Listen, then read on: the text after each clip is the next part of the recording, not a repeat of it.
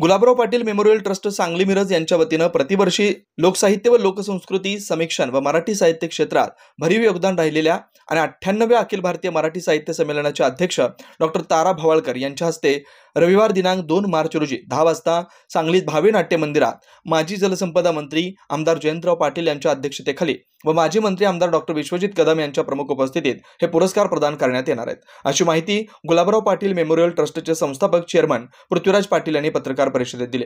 यावेळी पृथ्वीराज पाटील म्हणाले, महाराष्ट्र प्रदेश काँग्रेसचे माजी अध्यक्ष, माजी खासदार, सहकार चळवळीचे देशातील अग्रणी नेते स्वर्गीय गुलाबराव पाटील यांच्या स्मृतीप्रित्यर्थ प्रतिवर्षी आम्ही गुलाबराव पाटील मेमोरियल ट्रस्टच्या वतीनं गेली 2 दशकं सहकार तीर्थ गुलाबराव पाटील ऋणानुबंध पुरस्कार प्रदान करीत आलोय। सामाजिक आणि राजकीय, शैक्षणिक, सहकार, कला, साहित्य आदी क्षेत्रातील उत्तुंग कामगिरी करणाऱ्या व्यक्तींना गेली 20 वर्ष हा पुरस्कार आपल्या ट्रस्टच्या वतीनं सांगली येथे देण्यात येतो। सांगलीचे माजी नगराध्यक्ष स्वर्गीय डॉक्टर जी.ए. देशपांडे यांच्यापासून देशपांडे कुटुंबियांचं आम्हा पाटील कुटुंबियांशी घट्ट ऋणानुबंध आहे। शिक्षण, संस्कार व बालकांचा सर्वांगीण विकास या बाबतीतील डॉक्टर लताताई देशपांडे यांच्या भरीव योगदानाबद्दल त्यांना व आमच्या कुटुंबियांशी घनिष्ठ ऋणानुबंध असलेले आणि राजकीय आणि वृत्तपत्र क्षेत्रातील उत्कृष्ट कामगिरीबद्दल माननीय आप्पासाहेब पाटील सांगली यांना गुलाबराव पाटील ऋणानुबंध पुरस्काराने सन्मानित करण्यात येणार आहे। या पुरस्काराचं स्वरूप रक्कम रुपये 15,000, स्मृतिचिन्ह, शाल, श्रीफळ असं आहे। नाटक, रंगभूमी, मराठी भाषा व साहित्य, अंधश्रद्धा निर्मूलन, त्रिमुक्ती चळवळ, लोकसाहित्य आणि लोकसंस्कृती, साहित्य लेखन, समीक्षण इत्यादी क्षेत्रात विपुल लेखन केलेल्या 98व्या अखिल भारतीय मराठी साहित्य संमेलनाच्या अध्यक्षा प्राध्यापिका डॉक्टर तारा भवाळकर यांच्या हस्ते पुरस्कार प्रदान करण्यात येणार आहे। या पुरस्कार वितरण सोहळ्यात नागरिकांनी मोठ्या संख्येने उपस्थित राहावं असं आवाहन गुलाबराव पाटील मेमोरियल ट्रस्टचे संस्थापक चेअरमन पृथ्वीराज पाटील यांनी केलं आहे। 99 पासून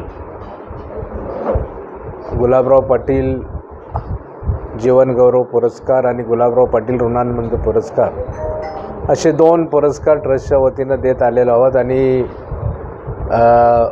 गेल्या वर्षी निवडणुका असल्यामुळं आम्हाला ते पुरस्कार देता आले नव्हते, त्यामुळे यंदाच्या वर्षी 2 वर्षाचे पुरस्कार आम्ही देत आहोत। सहकार, राजकारण, सामाजिक, कृषी, शैक्षणिक, साहित्य, क्रीडा अशा विविध क्षेत्रामध्ये ज्यांनी उल्लेखनीय कामगिरी राज्यामध्ये, देशामध्ये केलेली आहे, अशांना त्यांच्या या कार्यातला उत्तुंग कार्य लक्षात घेता त्यांचा जीवन गौरव आम्ही पुरस्कारानं करीत आलेलो आहोत आणि सन 2023-24चा पुरस्कार हा महाराष्ट्राचे माजी मंत्री, शिक्षण, सहकार, राजकीय, कृषी, सामाजिक क्षेत्रातील एक अग्रगण्य नेतृत्व अहमदनगर आणि संगमनेर तालुक्याचे भाग्यविधाते माननीय बाळासाहेब थोरात साहेबांना हा पुरस्कार घोषित करायला आम्हाला आनंद होतो आहे। आणि मुख्यतः मला सांगायला एक योगायोग असा आहे की सन 2099ला ज्यावेळेला आम्ही हे पुरस्कार सुरू केले त्यावेळी प्रथम पुरस्कार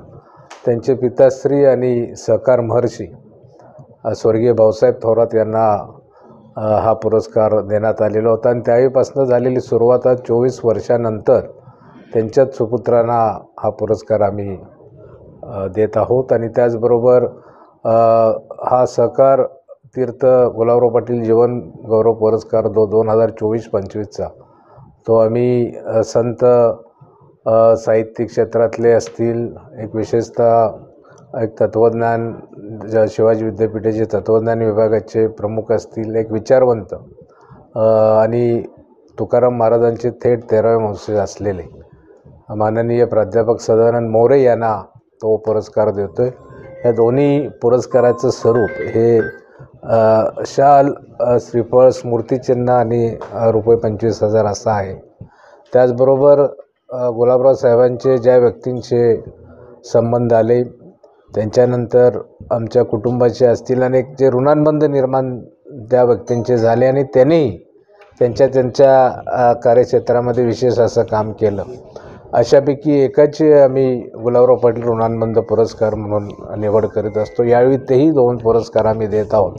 त्यामध्ये बाल शिक्षण असेल, बाल संस्कार असतील, सामाजिक कार्य असतील, एकूणच शिक्षणामध्ये आणि समाज क्षेत्रामध्ये ज्यांनी एक उल्लेखनीय काम सांगली शहरामध्ये केलं ते थोर स्वातंत्र्य सेनानी माजी नगराध्यक्ष दिवंगत डॉक्टर जे. देशपांडे यांच्या कन्या डॉक्टर लताताई देशपांडे यांना तो पुरस्कार जाहीर करतो आहे. त्याचबरोबर दुसरा ऋणानंद पुरस्कार हे राजकीय, सामाजिक आणि त्याचबरोबर साप्ताहिक वृत्तपत्रमध्ये ज्यांनी सुरू करण्यामध्ये पूर्वीच्या काळामध्ये त्यांनी पुढाकार घेतला, सांगली योग समाचारचे संस्थापक संपादक श्रीयुत आप्पासाहेब पाटील यांना तो दुसरा ऋणानुबंध पुरस्कार आम्ही जाहीर करतो आहे. त्या पुरस्काराचे स्वरूप शाल, श्रीफळ, स्मृतिचिन्ह आणि रुपये 15,000 असं असणार आहे. आणि एकूणच आतापर्यंत जे पुरस्कार दिले त्यामध्ये प्रामुख्याने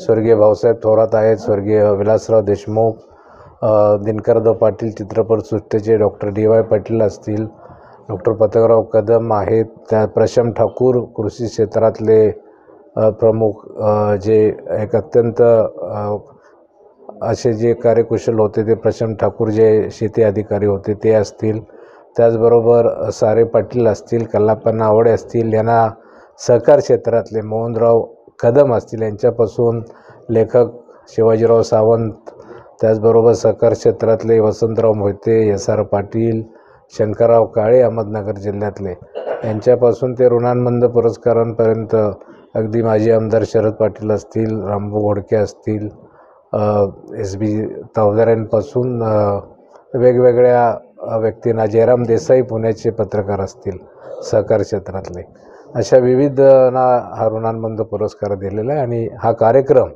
रविवार दिनांक 2 मार्च रोजी सकाळी 10 वाजता विष्णुदास भावे नाट्य मंदिर येथे संपन्न होणार आहे. आणि हा कार्यक्रम खरं म्हणजे ज्यांना सांगली, कारण आपला सर्वांनाच त्यांचा अभिमान वाटतो, असे 98व्या अखिल भारतीय साहित्य संमेलनाचे अध्यक्ष प्राध्यापक तारा भवाळकर यांच्या हस्ते हा कार्यक्रम होणार आहे. आणि त्याचबरोबर माजी मंत्री आमदार जयंतराव पाटील यांच्या अध्यक्षतेखाली आमदार डॉक्टर विश्वजित कदम यांच्या प्रमुख उपस्थितीत हा कार्यक्रम संपन्न होणार आहे. मी सर्व तमाम सांगलीकरांना आव्हान आणि विनंती करेन की आपण कार्यक्रमाला आवर्जून या आणि या कार्यक्रमाचा आनंद घ्या.